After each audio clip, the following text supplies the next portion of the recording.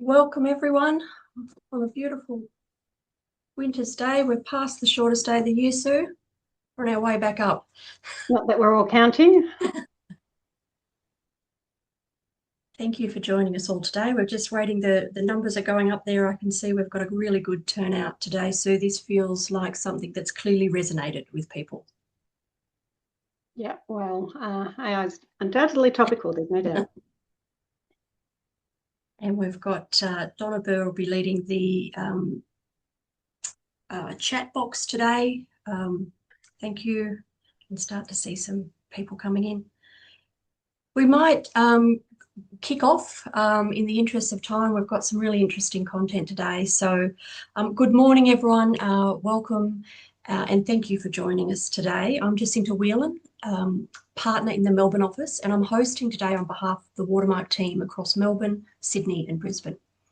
Firstly, I'd like to acknowledge the traditional custodians of the various lands on which we're all watching and meeting today, and pay my respects to elders past and present. I also acknowledge any Aboriginal and Torres Strait Islander people participating in today's webinar.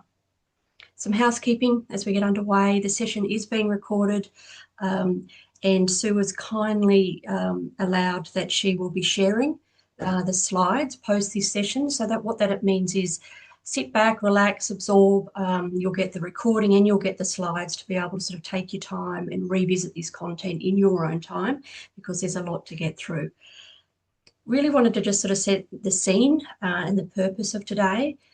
What we look to do in our interim sessions, let me just clearly turn off my phone. Isn't that what they always say?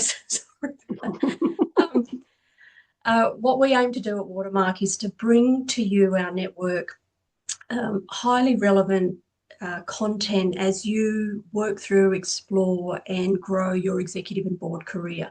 And today's session, the executive repositioning in an AI era, is designed to be a couple of things. It's designed, importantly, to be deeply personal. This is about you and how you can build your narrative to be an AI-enabled leader.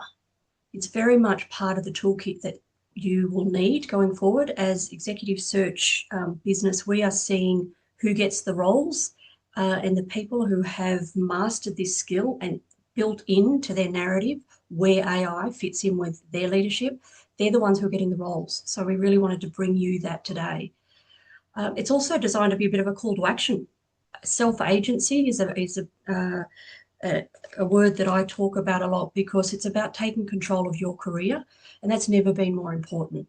As I mentioned, the leaders we see who actually land the roles are the ones who have taken it upon themselves to really sort of lean into this.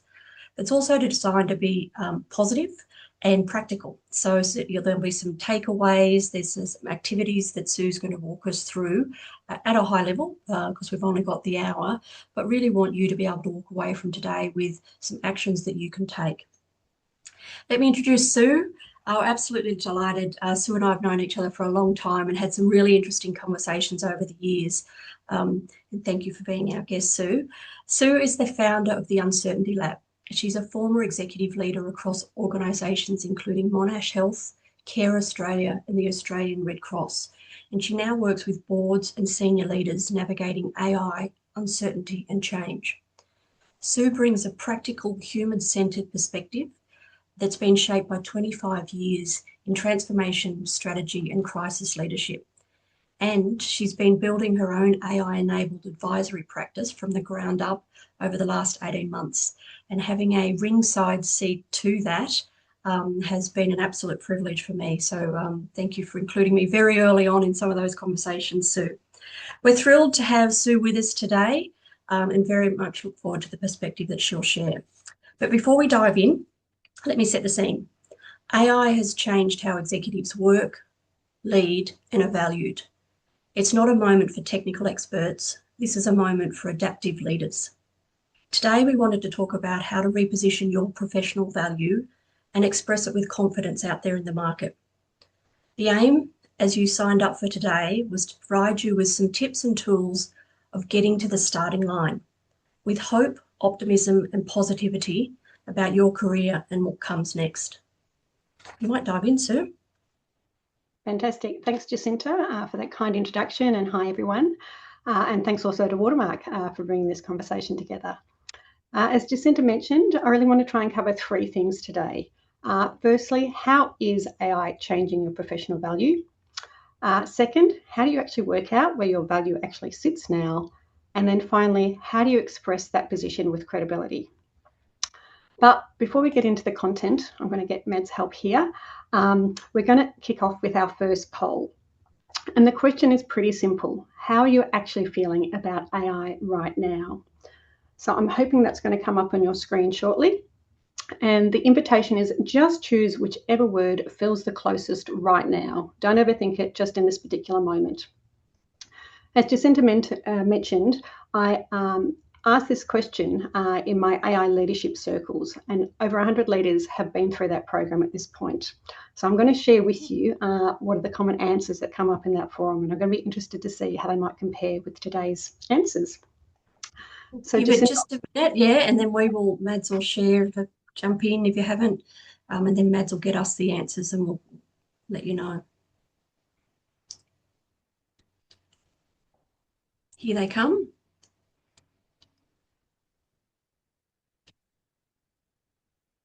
So 28% of people are feeling curious, Sue. 10%, 9% actually, 9% are feeling cautious. 40% are feeling excited. That's nice. 5% are concerned. And 20% all of the above. A little bit of everything. Yeah. How does that land with? It's very consistent with what I see in the AI leadership circles. Curiosity and excitement are often leader feelings, but there is also a degree of concern at times. So as we're beginning, no one was anxious on that, Sue. There was I know. That's a great place to start the conversation. Yeah, absolutely. And I have to say in my circles, 20-25% of people are often feeling anxious or overwhelmed of some sort. So maybe we've got a pretty amazing group on the call today. But I wanted to acknowledge that AI can generate a lot of emotions, and that people do often, I was a bit mean by letting people only name one emotion. People do often feel multiple emotions, as the all of the above category demonstrated. So I just want to call out as we begin that that how you feel about AI is not a side issue. Navigating the emotional shifts of AI is part of navigating the overarching shift. So with that in mind, let's move on and look at what's actually shifting. Thanks, Matt. If you could get us to slide, maybe keep going. This one, thank you. So as we all know, many of us have essentially grown up in the knowledge economy, which was based on scarce human expertise. And we've essentially used that to establish our credibility and our credentials. But of course, AI is changing the supply of cognitive work. It can now produce, analyse and synthesise knowledge at a scale that we have not seen before. Reid Hoffman calls this the cognitive industrial revolution. OpenAI recently described it as entering a third phase, a phase where the economy itself is beginning to reshape around AI. Whatever you do want to call it, I think the trajectory is unarguable. We are moving into an intelligence economy, which means that many of the deliverables that once proved your expertise are now being commoditized. And which begs the question, if you're a knowledge worker, what does that mean for me? Thanks, Matt. And for the most part, our network of people are knowledge workers, as executives and leaders, so really important and why we're all here today. Yeah, and to recognise, because it's an unusual position, we are knowledge workers, that we are being impacted by this directly. So as the economy changes, so does the value that we bring, which means that how you've described your value in the past will need to evolve in line with how value is shifting. In the past, a lot of our professional value may have come from saying, this is a past role that I did, this is some deep experience that I had. But now that AI can do strategic analysis, financial modelling, identify trends and patterns, we're recognising that things that once took hours and which required people with significant experience to perform can now happen in minutes. So if the outputs are becoming easy to produce, the value is moving around and beneath those outputs to different things. So now it's like, which outputs do you need in the first place? How do you discern the quality of them? And how do you decide whether AI or humans or some combination actually produces those outputs? So your experience does still matter, but in a very different way. And your judgment matters too, arguably more than ever. But what is unarguable is that the premium is changing, and what used to distinguish you may no longer hold. Thanks, Mads. So what does that mean? We've looked at the economy and we've looked at how value is changing. But what about the jobs themselves? I want to share Avani's story with you. I was going to say she was, and that's true actually, she was Chief People Officer at Atlassian. And then in April this year, her job was fundamentally transformed overnight. Her remit expanded from HR to also include AI enablement. She now has IT, engineering, data science, and research teams reporting to her. Her story isn't about someone being replaced, but it is a story about how a senior role changed shape significantly and suddenly. And she's not alone. You can see that Zapier made a similar change late last year, and Moderna made this shift 18 months ago, a change that is still in place today. So a question I want to ask the room, if the role you were known for shaped this quickly, how would you feel about that? How well positioned would you be to respond? Sorry, Jacinta, were you going to jump in? We're seeing this, we're in a privileged position to have conversations with lots of different clients throughout the course of our day and our week. And this shift of what roles sit at the executive table and so it's a smaller team that's sitting around the executive table, and the roles that those people do around the table is changing and morphing and expanding. So the fewer people are being asked to do more. And this sort of chief people officer and CIO is one, they're not natural, I would say they're not natural bedfellows, right? That when we're all thinking around the table in years gone by, you didn't think the chief people officer and the CIO were going to sort of be the one role. And so that's the pace and the sort of the seismic shift that's happening. And we're hearing it probably 8 out of every 10 conversations we have with clients. There's some sort of org redesign happening and the roles are shifting. Yeah, thanks, Jacinta, and thanks, Matt, because that's a beautiful segue into the next slide, which is that this is, in fact, a structural shift. I was terrified about that word, and I used shift a few times. Let's all cross fingers about how many times I make it through. So the C-suite is being rebuilt around AI, and this is some really recent data that's just come out of HBR. Russell Reynolds have done this research, and you can see, as Jacinta was just naming, that all of the C-suite jobs are starting to migrate, and what was historically perhaps considered to be the key area is changing increasingly. I mean, for a chief people officer to now be focused less on people operations and compliance and more on workforce intelligence, capability design, and human AI systems. Chief operation officer roles. Imagine now leading AI-enabled operating models and overseeing human-machine coordination. The role of the board also changing and moving more towards AI governance and strategic judgment. So I think what this means is that the roles are becoming more interconnected across technology, data, people, and strategy. And that goes to your point, Jacinta, that some of these roles are collapsing, the teams are becoming smaller. And the fundamental shift is that the premium is moving from functional authority through to judgment, adaptation, and the ability to work effectively with AI. Thanks, Mads. On that, the Harvard Business Review article that's referenced there, we'll share that as part of the notes that post today's conversation, because that article was the most articulate way I have heard summarise the shift. We've all been talking around it, and of course the journalists are going to find the lovely words that describe it, but having shared that with people, they're the words I was after to try and land what we're feeling and seeing. It's the zeitgeist, feels like it's been captured in that article. So we'll definitely share that with everyone as well, Sue.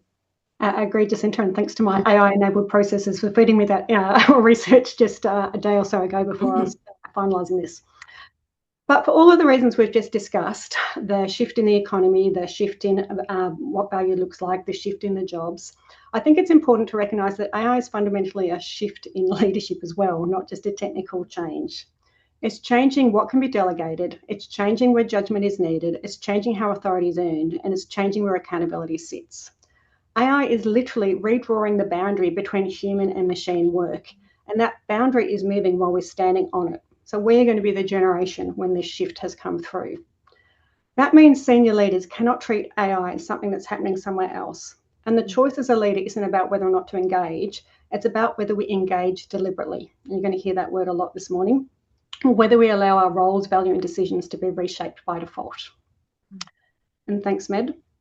And that brings us to a really interesting point, because I think this means AI starts to feel pretty personal.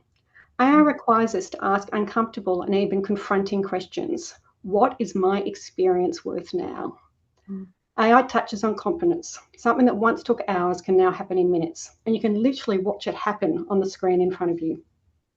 It touches on professional value and may no longer be obvious to you or to others which part of your experience distinguishes you. And it touches on identity. The work you have been known for decades may be changing shape. So this is one of the reasons why I think AI feels so different. It's not just driving uncertainty, it's creating identity disrupting uncertainty.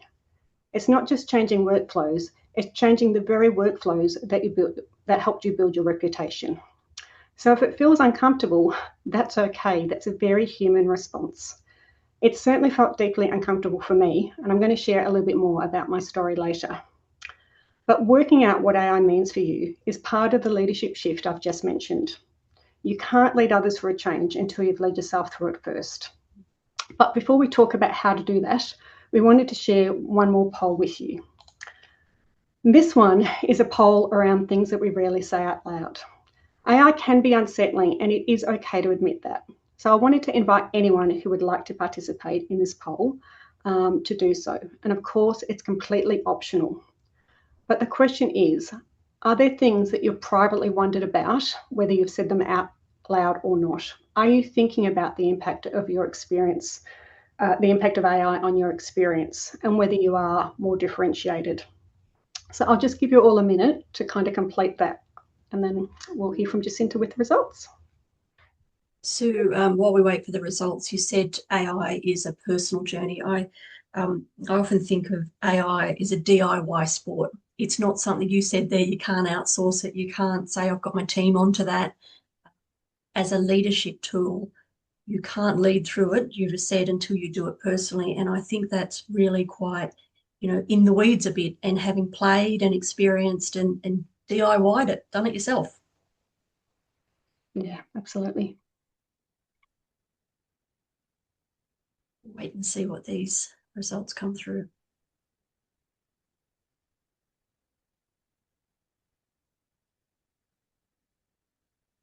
You can show us those, Mads, that'd be great. Here they come. So let's go through them. What we've thought about but haven't said out loud. 34% of people have said, is the experience I built my career on still valued in the same way? 34%. 25%, a quarter of us, am I being less differentiated than I used to be? 62% say, do I have enough real AI capability to stay credible? 42% say, can I explain what AI changes about the value I bring? And 58%, nearly 60% of us, 2/3, say, could AI open up new opportunities for me? I love that little positive kick at the end there. Yeah, that's fantastic. Thank you. And thanks, Mad, for the next slide. I am excited to see that last result as well. And yes, apologies, Andrew. Yes, I'm sure there was more than one answer making you choose today. So given all of that, how do you lead yourself through this once in a generation change? Well, as Jacinta was just mentioning before with the DIY sport, you need to build your AI fluency, and that is now table stakes.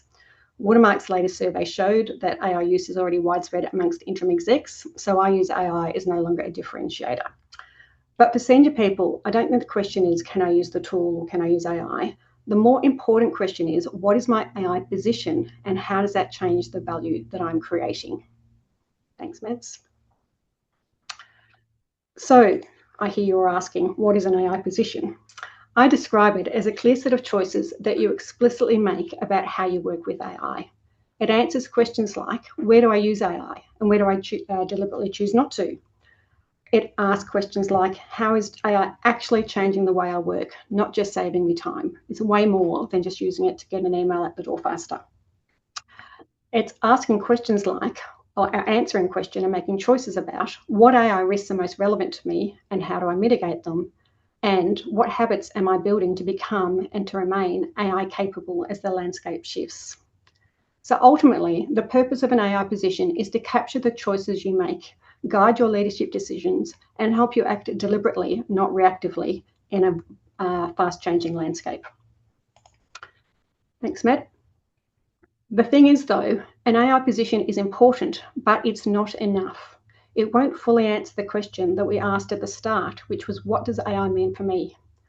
And that is because I think there are 4 distinct steps that you need to take if you want to answer these questions fully. The first is to understand your specific landscape. AI is all about context. What is your context? Not what did some article say about what's happening in a US company, but what is most relevant to your role and content. Where is value being migrated or being disrupted? The second step is to understand, what do you as a human uniquely bring to the table? Which of your strengths are the most human and the most transferable? What literally differentiates you from AI? The third step, as I just referenced, is doing the work to consciously build your AI position. This step is critical as it's a key feeder into the final part of the process. That fourth step is where we get to answer, how do you define your future value? Given everything you now understand, what are you best placed to create value next? What should you pursue? What should you decline? What capabilities do you need to build? That, I believe, is the process that's required to reorient into this new age. It's not just about using AI better, it's about making deliberate choices about your value, about your direction, and the contribution you want to make. Thanks, Matt. So when you work through these 4 moves, something important opens up. You stop talking about AI in generalities. You become clearer about what's changing in your field, what remains valuable about your experience, and where you contribute the most strongly going forward. You have a position on AI that's actually grounded in your judgment, not someone else's. And that gives you something that many people are struggling for right now, which is clarity. Clarity about both your actions and your value and the direction, and clarity about how to communicate both of these. Because credibility doesn't come from saying, I'm interested in AI. It comes from being able to talk concretely about what you're actually thought through and what you've decided. Thanks, Matt. So the people I'm seeing making the strongest impressions right now aren't necessarily the ones who are making the biggest claims about AI. They're the people who can explain their choices. They can talk specifically about what they've used, what they've changed, what they've learned, and what they're offering. So they're not saying, I'm AI fluent, I've done an AI course, or I use AI. Their answers have evolved to become a little bit more sophisticated. Here's where I've used AI to get a better outcome than I have reached alone. I know where my judgment is essential. Let me give you an example. Or I've used AI in real work and I can explain what has changed about the value that I create. All of that is a very different conversation. Thanks, Matt. So on that, as we're sort of meeting people, and I share a data statistic because people often ask, what's the market like? And there are a lot of candidates in the market at the moment. It's candidate rich. And what we are seeing is the people who can be on this right-hand column, who can talk to this with credibility, are so obvious. So if you can't, you fumble over and you maybe use some of those on the left-hand side. I use it, I've got a team that use it.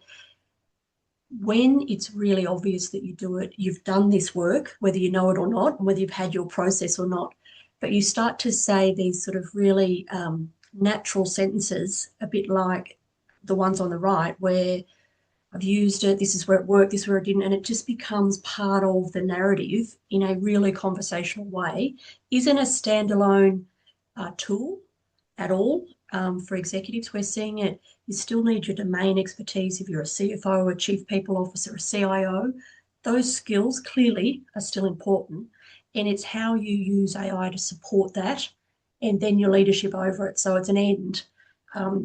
And we're seeing it not this sort of, sometimes in the past was a bit standalone, I've played, etc. And I really liked how you used the word fluent, because I think, fluent means you've used some of the tools, but this makes it sound credible, and that's really different. Yeah, I think it is all about applying it in practice. And that's part of the lived experience that comes from using the tools. To your point, again, and your phrase, the DIY sport, I strongly believe unless you're using AI on a daily basis and really are starting to understand it, then it's really hard to kind of lead others or to make these kind of statements. Next slide, thanks, Mads. So when you have done that level of thinking, when you have started to use AI, when you have started to build your AI fluency, you can apply it, of course, in different contexts. Once you've done the thinking, once you've done the work, it moves into different spaces. So if you're in a recruiter conversation, you can actually answer the question, what value do you bring? What problems are you well placed to solve? If you're talking to the board or to a client, you can talk about what you have used, changed, or learned about AI and where your judgment actually mattered in that process. Or if you are updating your CV or LinkedIn, you can think about what are the clearest specific claims that you can make and substantiate about it. I really like the substantiate there. So I think what we see sometimes is everyone is using AI and helping them write great resumes and good cover letters for a role. So let's say you've got a role for a CEO and 300 people apply. 300 people look perfect for the role because they've used the right tools to get them to this level. It's the how you substantiate and how you do the layer underneath what AI has done for you. That's the bit that is really quickly found out. Yeah, which is exactly the point I was going to make. The words aren't the hard part. It's doing the thinking, it's doing the using, it's doing the learning, it's building up that experience underneath that to kind of make those words true. Someone says they would never use AI to write a cover letter. Plenty do, and it's not a bad thing to use AI to help you. I often think AI is used, and AI would get you about a C in an exam, or an essay. It'll get you a pass mark. You get your A, your B's and your A mark in your exam or your cover letter or whatever it might be from then taking, that 70, 80% that AI has helped you do in making it your own. So it's not bad to use AI, want that to come across at all. And, we do want people to be used. This is very much, use it, play with it, see what it can do for you. How can it improve what you've currently got? So I'll just sort of picked up one comment there. Yeah, thanks. And just expand on that. It's absolutely about how you work with AI. I mean, I think the kind of black and white question of do you use AI or don't you use AI, to me, there's a far more nuanced question. It's how you're using AI, how you bring your judgment into it, to draft a cover letter, but to review it, to understand, to challenge it. It's the relationship and the experience you have about how to understand how it works, to understand how to use it well. One of the learnings I've had is, and it may sound obvious, but I mean, I have been building up my AI expertise. I've become a beginner again. I've spent 20 years building up my expertise around building strategy. I'm now building up my AI expertise. We all need to build our AI expertise. It's now a core competency for any senior leader. It's like a new muscle that we've just discovered, and you have to work that muscle.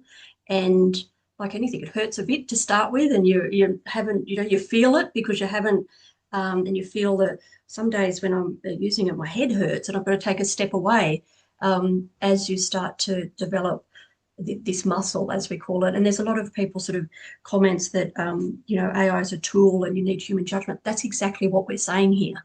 That your leaders out there, and the judgment piece is so important. How do we use what AI can do for us and the best of it and still be human? I think that's this really interesting phase we're at, and what we wanted to bring for you today. How do we merge those two without making the tool the big thing? The tool is the enabler for leadership.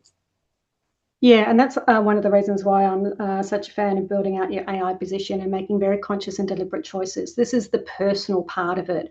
Each of us gets to make choices about how we use AI, for what purpose, what judgment we bring, what we will do in terms of the risk, what we will do in terms of our own personal values. It's putting kind of all of the recipes together and building out a strong, clear AI position, which, by the way, none of us have ever had to do before. And so it's new. It's like a first generation outsource. It's the first time you do something when you're hopping the car, right? You've got to experiment, try out a few different ways. And perhaps we can come back to the discussion about AI fitness and building the muscle. But I'll plow on for now. Yep. The key point I wanted to make is that the words are only real if you've done the thinking underneath that. And I know it because I've gone through this process myself. So the 4-step process I've shared with you isn't something I designed sitting in front of a screen. It's something that I've lived. And I wanted to just share a little bit about my own story.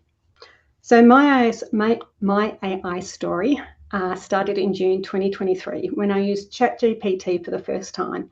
And to be honest, I wrote a sonnet in the style of William Shakespeare on climate change. It's my very first use, but putting that aside, in my first real professional use, which was to do a strategy analysis. And it pulled it together in a couple of minutes. And I literally remember looking away from my screen and going, gosh, that's good. I could almost submit that to the board. It was a Porter's 5 forces analysis. It was at that very moment that I thought, this is going to be transformative. So for someone who'd always had transformation in her job title, I thought this actually is going to be transformative. So I made the decision then that this was going to be disruptive, that strategy and knowledge work would be changing significantly, and I wanted to be on the front foot. So I started learning about AI, and that included gaining formal qualifications, but way more importantly, I started using it. And 18 months ago, I stepped away from my executive career entirely and completely immersed myself. Now, I should make it clear that at the time I stepped away, I had no idea what I was doing. I was doing something with AI. And I think it's important to recognise that there's not always certainty when we have to make decisions about what we're doing next. A month or so into stepping away, I founded a company which I called the Uncertainty Lab. I think at the time my idea was that I would be helping lead people through the uncertainty driven by AI, but I do look back at that decision now and wonder if my subconscious made me call it that because I was facing so much professional uncertainty I didn't know which way to look. But whatever the reason, I started running AI leadership circles, supporting organisations to think through their first steps with AI, and the rest, as they say, is history. But in looking back in how I got here, I realised that I'd actually worked through the 4 steps that I had just shared with you in a much messier way than I presented. But the realisation I've had is that each of the 4 steps that I shared with you was a key part of the process from how I got to where I was to where I am now. Firstly, from that landscape analysis perspective, I needed to decide that disruption was coming and that I wanted to do something about it. Secondly, I had to think about my distinctive value. What was I good at? I've always loved learning. I've spent a career navigating change. I've led myself and others through change. How could I leverage that? In terms of my AI position, my decision was to go deep and to learn both the formal credentials and the hand-on learning. And that meant I became a founder of an AI-enabled business and could use that experience to help me build my AI experience. So when I finally got to deciding on my future value and to the point where I am today, that I help senior leaders build the judgment, fluency and confidence to use AI well, I thought I'd kind of got somewhere else. Oh, I've left all that behind. But actually, my value had migrated. I changed context, I built my AI experience, but ultimately I'm still drawing on my change management experience of the past, but applying it in an entirely different way. So enough of my story. Let's bring it back to all of you. Thanks, Meds. There's a few things I wanted to say here, just as we come towards the end of my formal slides. There are some key messages I'm hoping to leave with you all today. First and foremost, do remember that we're all navigating something new. So whatever emotions you picked in the start of the poll, at the start of the session, don't forget to keep checking in to see how you're feeling as you navigate this next period. Second, as we've talked about a few times, do the work. Use AI to build your judgment and your confidence and get clear about how you want to work with it. Build your AI position. Deliberately start thinking about how your value is migrating and then continue to evolve as things change. And finally, recognize this is hard. This is about, amongst many other things, letting go of habits, mindsets, ways of working, maybe even parts of your professional identity. So expect to be challenging and uncomfortable at times. That journey I just shared with you, it has been harder than I had imagined or realised to let go of past identity. It's been really confronting at times. I've described my AI journey as an emotional roller coaster, lots of ups and downs, sometimes, by the hour. So this is difficult, as all change is. We are living through unprecedented change and unusual times. So it's about how do you navigate that and to think consciously about how you do that. Okay, so on that, thanks, Mad. Hopefully today's conversation has given you something useful to think about. For some of you, it may have helped you put language around changes that you're already thinking about, perhaps even enacting. But for others, it may have raised bigger questions about what AI means for your profession and future opportunities. If you'd like some support to work through these questions, I'd be very happy to continue this conversation one-on-one. I offer a program called The Reorientation that guides senior leaders to deliberately work through these 4 steps. Across a number of one-on-one sessions, I act as a guide, a sounding board, and a challenge to help you clarify your future value, build a considered AI position, and decide where to focus next. Next slide, thanks, Matt. So if anyone is interested in doing that, you'd be very welcome to book a confidential conversation and explore whether it's the right fit. Also, you're welcome to use that same link to book in and learn more about the AI Leadership Circle if you think that where you need to focus first is more on building your AI capabilities. But just to finish, I want to share one final thought with you. And thanks, Mads, just to hop onto the last slide, you already have. AI is changing how expertise creates value. The advantage will go to those who work through what that means, deliberately, not by default. The AI-human boundary is shifting, and we are standing on those shift lines. And so my biggest takeaway and call to action today is please act deliberately, think about what is changing, and make decisions about what it means for you next. Thank you, Sue. I could see the chat going off, so I love that.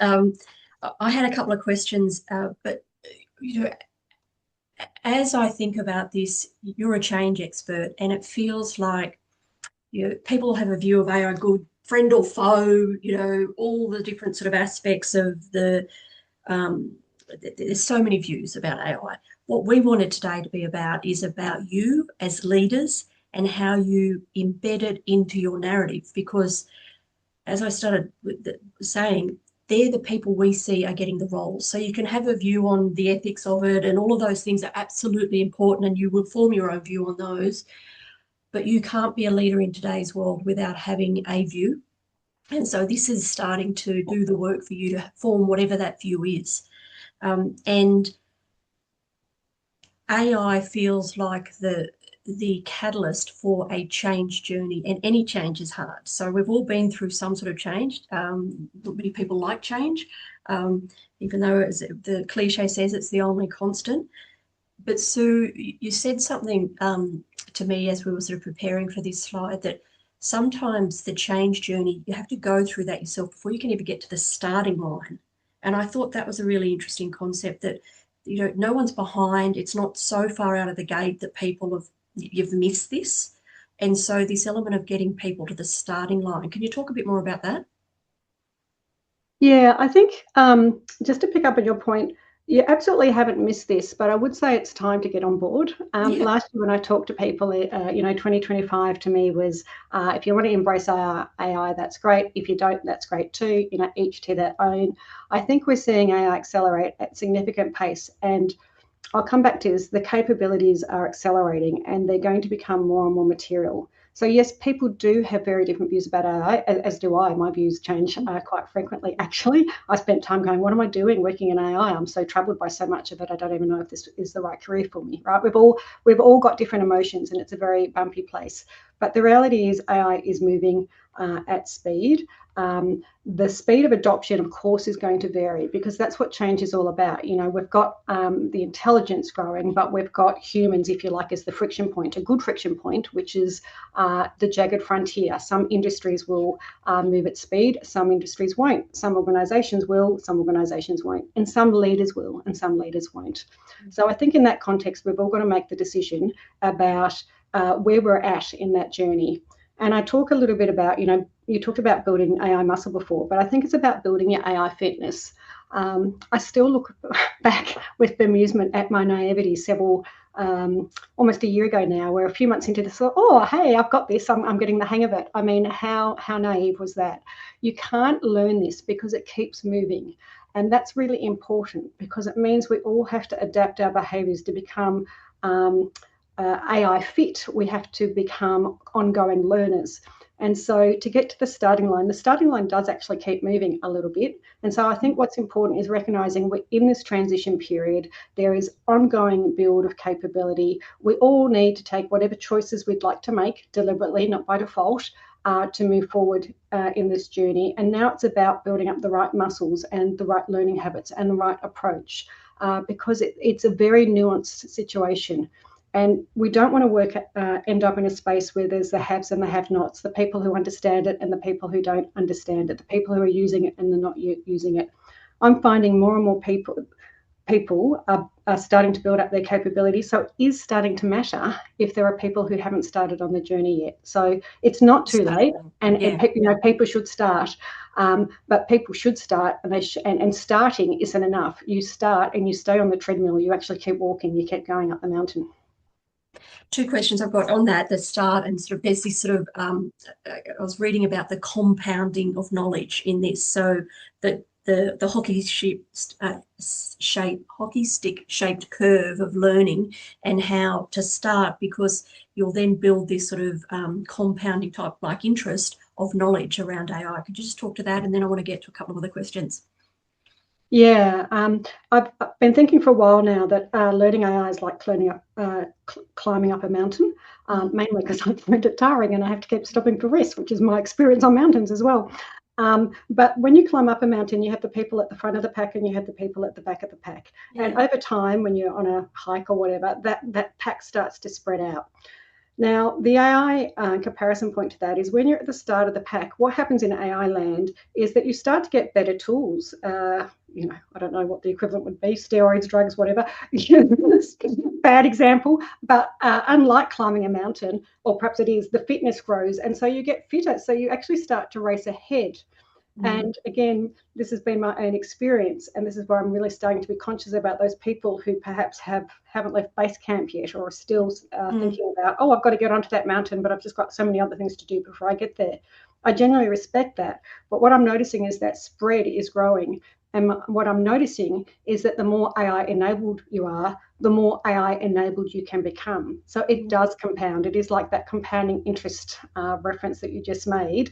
And it's like, for me, for fitness, getting to the gym, getting off the couch, so hard at the start. But then as you go to the gym, as you build it up, you get fitter and fitter. And the fitter you are, the more you can race and run and become even fitter. So it's about getting through those early days that I don't know what this means, I don't know where to start, because the more you build your AI capability, the more well positioned you are to build your AI capability. Yeah. A couple of questions from the floor. A couple of questions along the same line. What does Sue believe are the core capabilities that people need to adopt to embrace AI in addition to their tech roles? Not quite core capabilities that people need to adopt to embrace AI. Let's just leave it at that without the tech bit. The core. I was going to say, I'm not quite sure I understand the tech reference.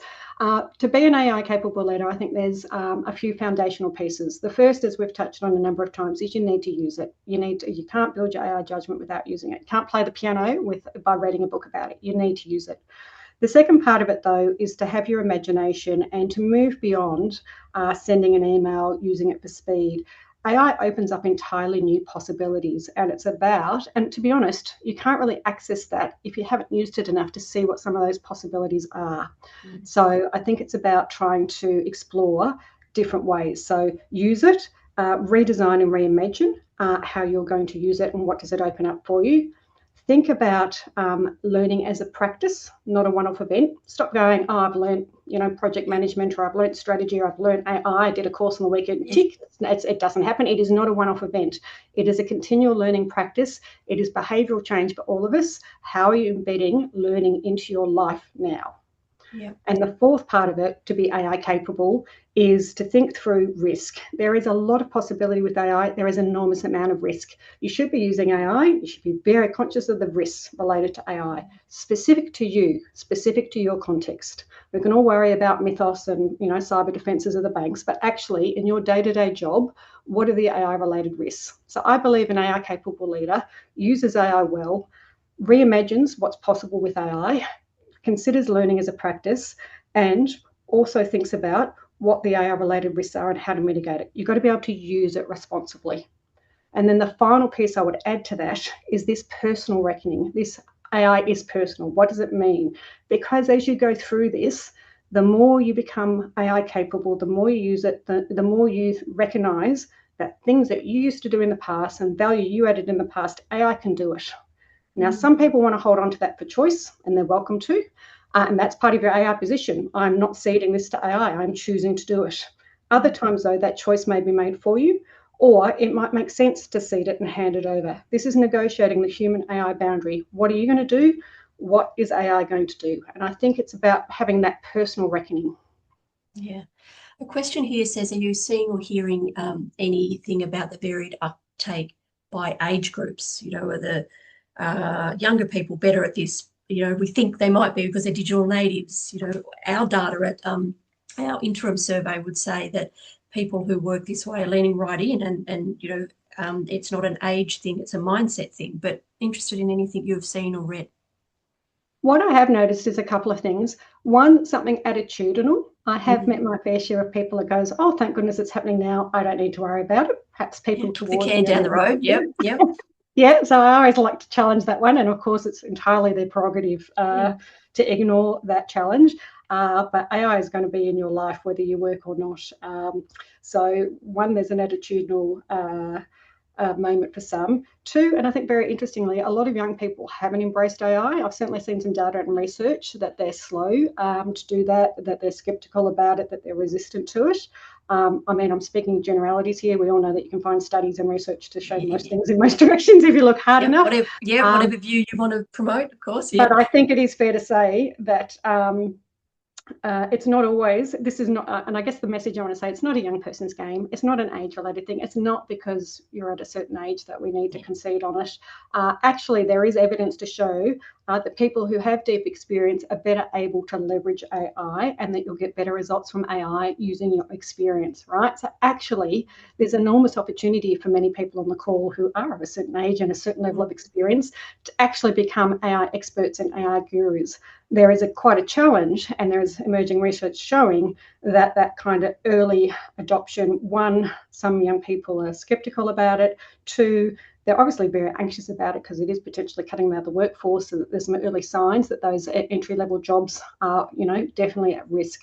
So I'm sure that's kind of playing into it. But of course, gross generalities, and there's plenty of young people who are embracing it and using it well. There's a question here that what do you see is the sweet spot where senior leaders balance the drive to be at the forefront of change, with the need to collaborate, share knowledge, and lead collectively for the benefit of the whole organisation? I just missed that, Jacinta. The sweet spot between what and what? Senior leaders being at the forefront themselves of the change, and then bringing the organisation along on that change with them to lead for the collective. I guess I would frame it slightly differently. I was interested pre-Christmas to talk to a CEO who talked about the fact she viewed AI as innovation. And I said, AI is not innovation. So this concept of being at the forefront of change, I respect. I've had a lot of experience working with organisations and delivering change. And, every organisation has their own kind of change appetite and ambition. But I would challenge the notion that it is about being at the forefront of change.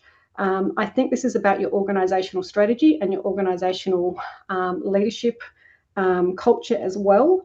What are you trying to achieve as an organisation? Have you seriously looked at what AI could do for you? If you're not informed using it and making deliberate strategic decisions about how to use AI in your organisation, who knows whether you're at the forefront of change or not?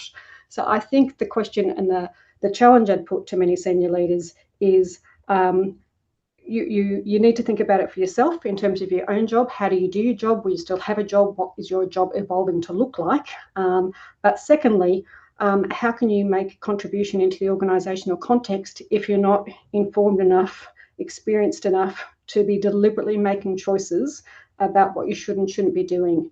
There is absolutely edge cases and people moving at the front.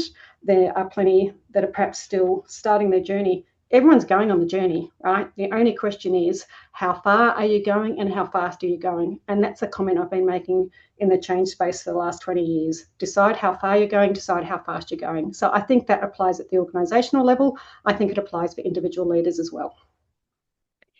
One thing I want to circle back with, we had talked about, you did a great little summary of what an AI capable leader is. And I think that's quite different than AI fluency. And the words I think sometimes might be sort of interspersed. You can be AI fluent.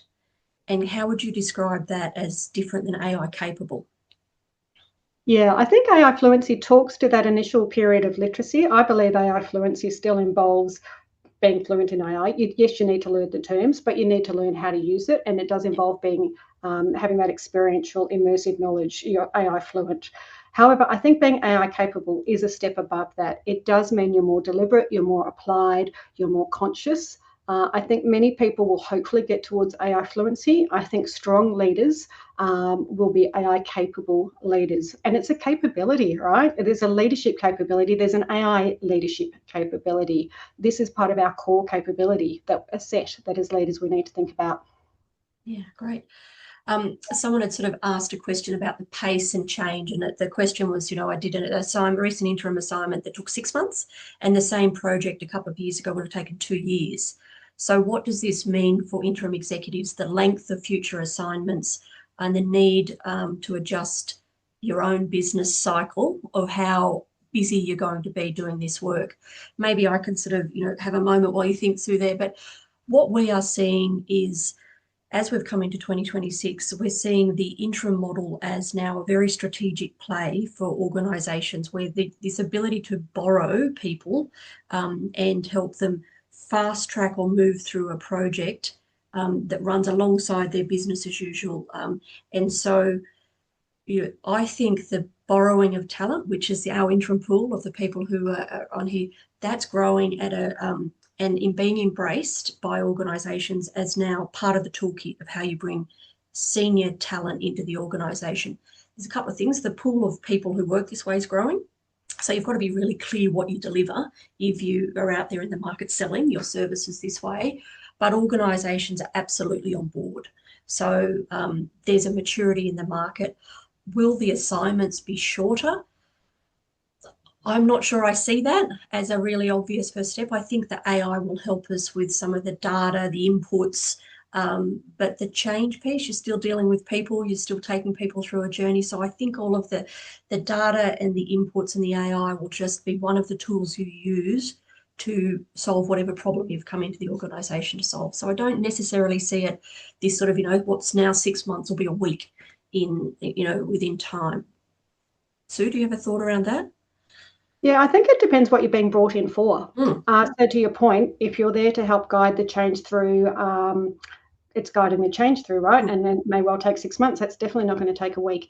But I think if you look at the management consulting sector as an example, there is growing expectation that more can be done quickly and cheaply, and that will put pressure on pricing and expectations. So it may be that you're still engaged for 6 months, but it depends what you're expected to deliver in that time. I think it also depends, on what you're being asked to do and what your core value is and whether they need you in the first place. So I do think it is a pretty valid question.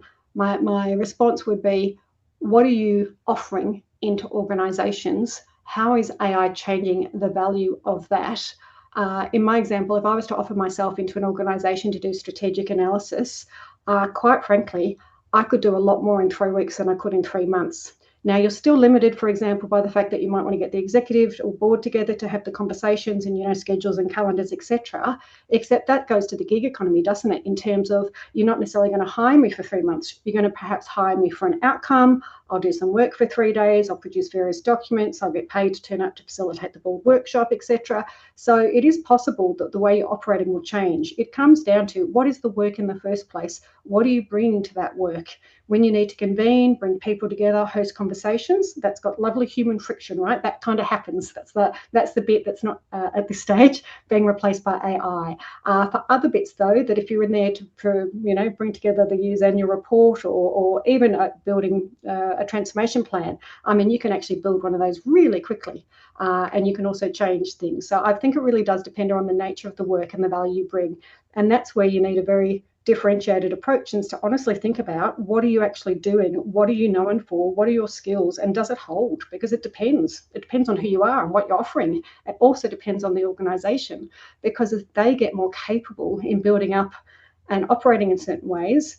I was talking to someone recently who's just moved organisations, and she's moved from being a leader of AI in her organisation, lower AI maturity, bringing AI fluency training into the organisation to get people on the adoption journey. She's moved into an organisation with much higher AI literacy, and she's now kind of at the back of the pack and scrambling a little bit to catch up. So, bear in mind that we're going to see this spread of climbing up the mountain, the jagged frontier, that you'll be where you're at, but it depends who you're working with and interacting with as to where they are.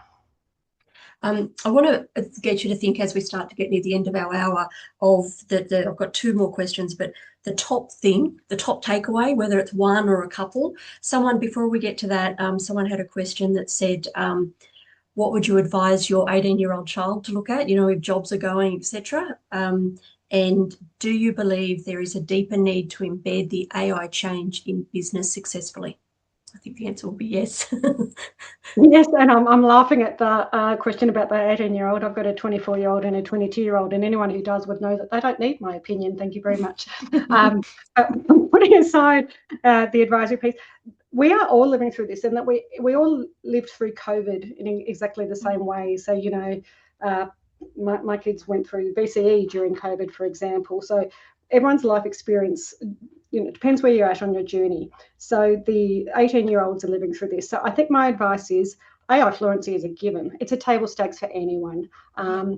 We can look at the policy setting. We can look at what the education choices are here in Australia. In Norway, they've actually just put in an amazing system about what level of primary school or high school do you get exposed to AI. China's got its own, etc. Australia might have its own. But at the moment, it's about once they hit adulthood, they do need to be AI literate and they need to be AI capable. I think that's a gimme. But I would say anyone from 18 to 88 should be AI literate and AI capable. Yeah. Question. On that AI, how fluent people are, the people in the audience often have a portfolio career, including boards, and there was some recent announcement by APRA, the financial services regulator, that said they are going to insist that to be on a board for one of the organisations in the financial service, you have to have a core level of AI literacy. And so that will then really sort of either people will say, I'm out, I don't want to play this game, or they haven't defined what the core level is. So that's interesting, and we'll follow that with interest and share it with everyone once we hear more about that. But just that they're setting a base level for this, it's price of entry. Sue, you said table stakes. For us, it would be, and the reason we brought today's conversation to the table, this is non-negotiable. If you want to be an executive and be an interim and have a portfolio career and be out there, you have to have this as your toolkit. So, today was really to sort of bring that, some tips and tricks and tools, as we said, of how to do that. So we are at the top of the hour. To wrap into a sort of a parting message, if you can, a parting message and the key takeaway. What should people leave today with? Two things. AI is transformative and it's unavoidable, right? So get your head around that and work out what it means for you. Mm-hmm. So it's really helpful to talk to others, but you need to make your own decisions. I think everyone should be really clear. What I'd hate to see is people being left behind or making uninformed choices. So be informed, make deliberate decisions. And to your point, you can, I am always about leading yourself and then others through change. Mm-hmm. So think about what do you need to do to lead yourself through this change, and to get honest and real about that. And if it requires dealing with difficult emotions, then find a way to work those through, because it's transformative and it's unavoidable. And we now all have choices to make. So make those choices carefully. That is the top of our hour. Thank you, Sue. We came today to say that we were going to leave you positive and hopeful, and I hope that's where we've got to. This is a call to action, and the takeaways from today, I'm sure you've all been writing notes. The chat's been going off. I've loved it. Thank you for your involvement. Thank you for showing up.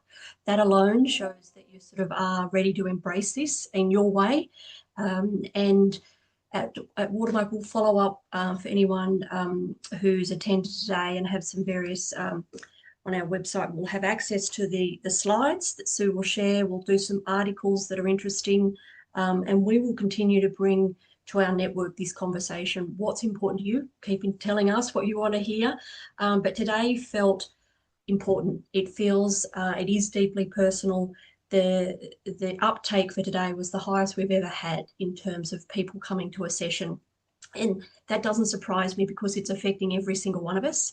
The DIY sport, it's, you know, it's a personal game we're playing here. So hopefully today has left you with some action points and some positivity that that you've got this, because I think you have. You know, you're already the leaders, you're already at the front edge of the curve by thinking about your career the way you're thinking about it, and to embrace it and have the right words, we hope and think will help you on your journey.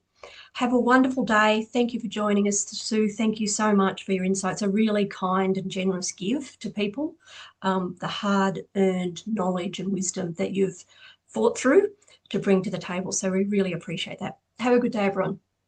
Thanks, Jacinta. Bye, everyone. See you later.